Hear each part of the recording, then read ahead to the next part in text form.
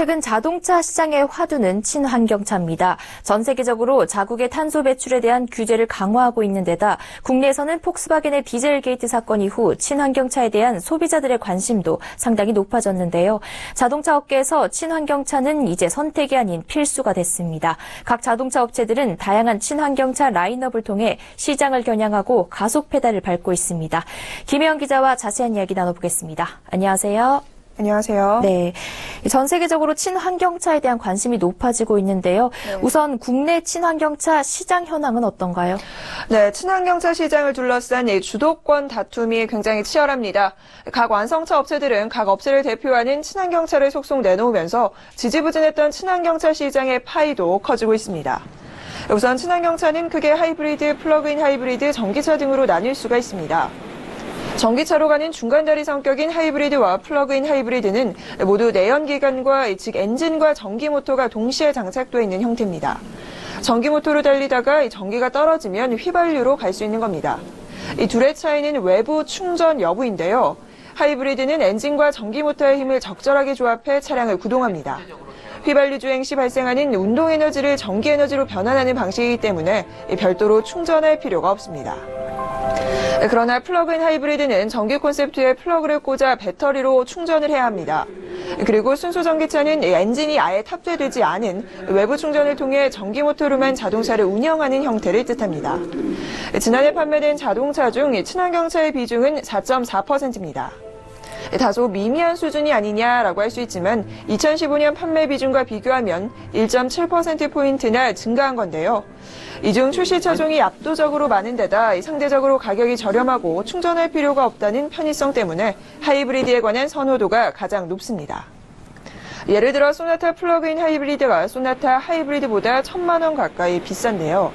즉 성능 차이가 크지 않은데 가격이 비싸다 보니 소비자들의 선택은 하이브리드로 향하고 있는 셈입니다.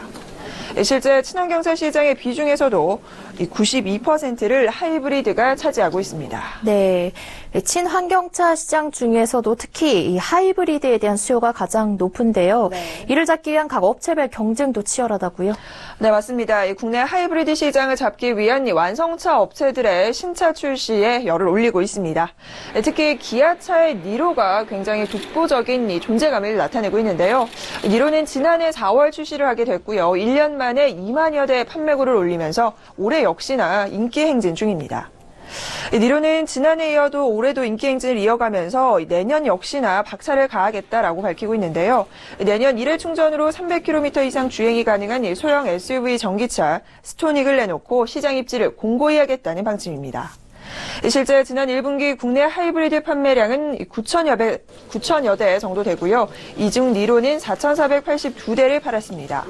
올해 1분기 판매된 국산 하이브리드 2대 중 1대가 니로일 정도로 압도적인 점유율을 차지하고 있는 건데요. 뒤를 이어 지난해 11월 출시된 신형 K7 하이브리드도 인기입니다. K7 하이브리드는 신차 효과를 톡톡히 누리면서 판매량이 급증했고 1분기에는 2천여 대가 팔렸습니다.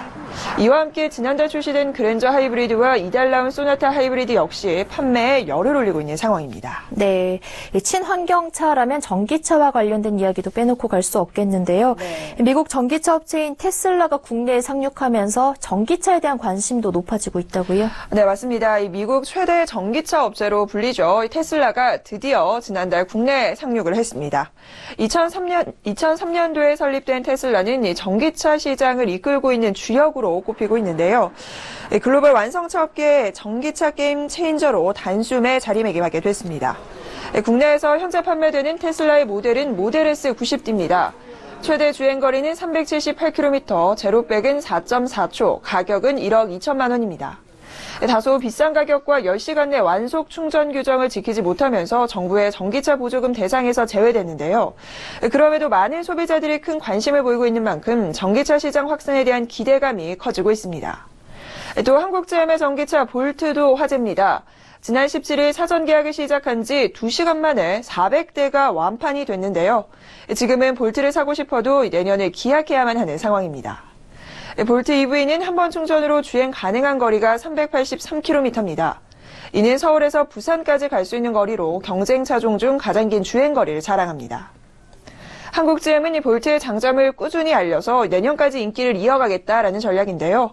내년 상반기까지는 일회 충전 주행거리가 300km대 전기차가 새로 출시되는 차종이 없기 때문에 경쟁차가 없다, 독보적이다라고 자신을 내비치고 있습니다.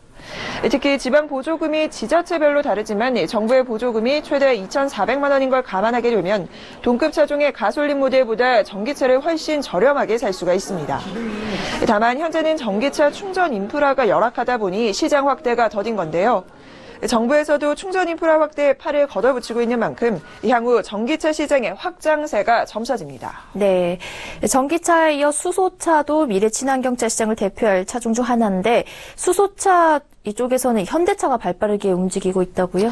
네, 맞습니다. 현대차가 수소차 개발에 열을 올리고 있습니다. 2013년이었죠. 투싼 수소 전기차 양산에 성공을 하게 됩니다.